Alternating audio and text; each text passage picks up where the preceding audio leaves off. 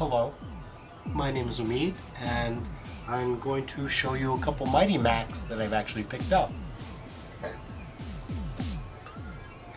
Now, I was surprised to find out that Mighty Max and Polly Pocket, I don't think Polly Pocket was even picked up by branded by a big toy company like Mattel. So I'm trying to think. Originally, Mighty Max for me was a cartoon show in Columbus on Channel 53, along with what was that? Bruno the Kid, and a couple others, and maybe like Jumanji around that same time.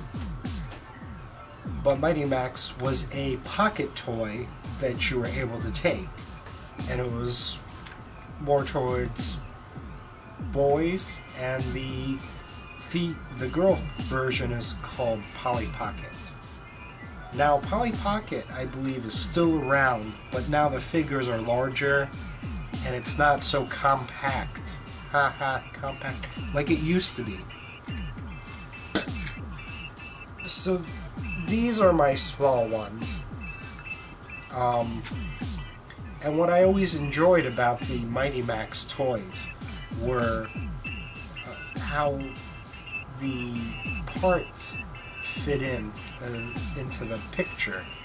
So over here we have this cyborg, and his eye looks pretty awesome. And you open it up, and you go to find out that it's part of this laser thing.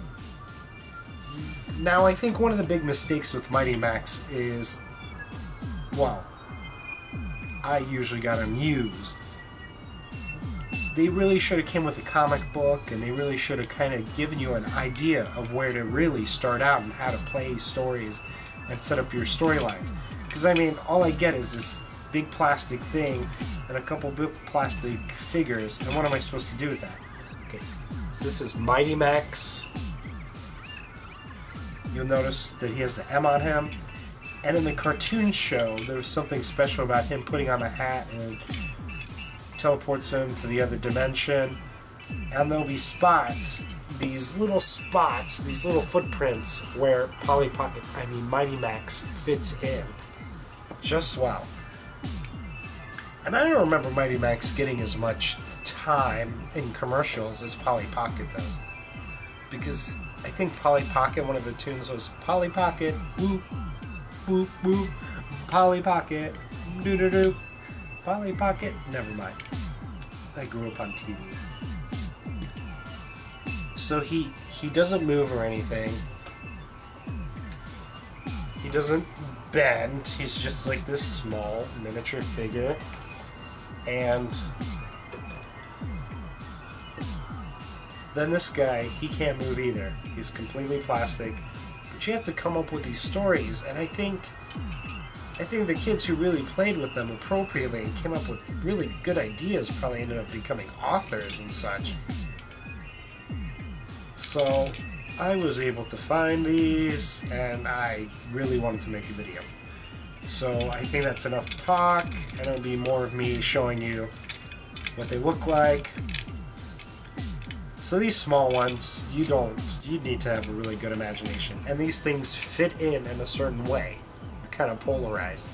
Okay, so this one fits through here, and then there's a gap here and a line here. I just put this right in here. Put the cyborg in here. And now, place in my pocket, I'm ready to go. A zombie.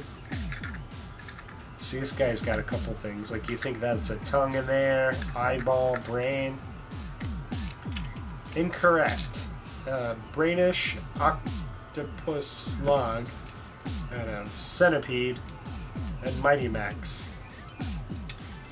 So you could, have fun and blah blah blah, come up with storylines. Actually, I think you could make some pretty great stories with these. So this Millipede went on. What's next? He's gonna fit down here somewhere.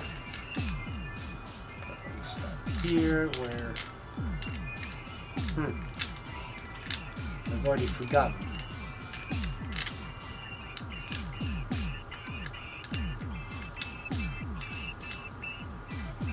Slide that in here. Huh? That's odd. I'm usually pretty good at these.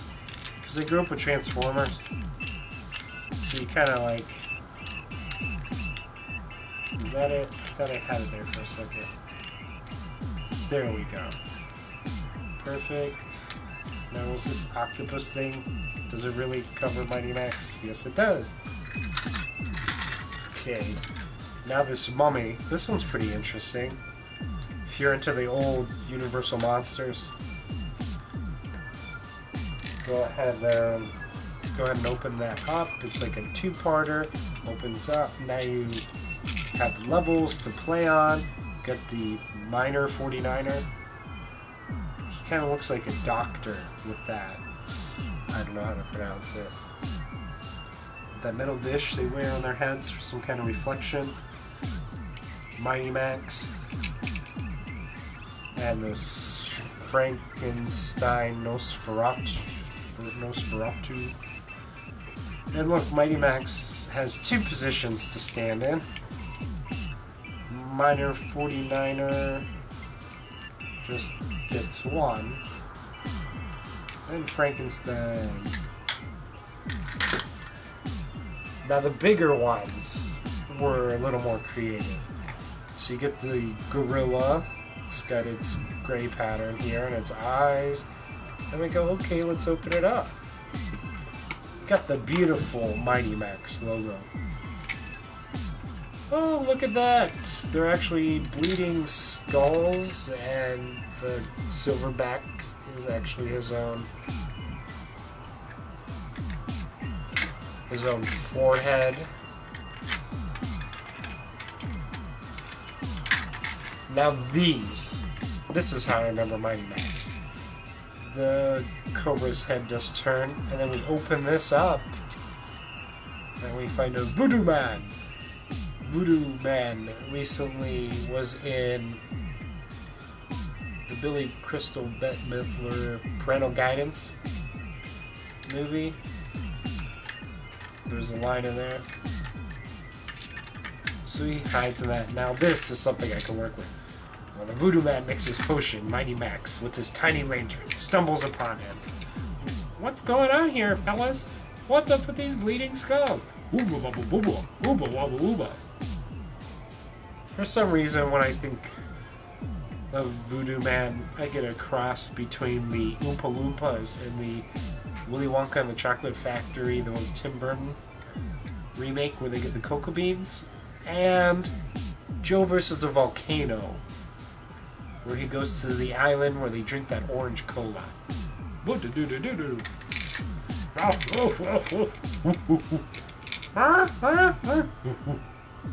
No, man, I can't speak your language. Hours and hours of fun and imagination and storytelling and narrative.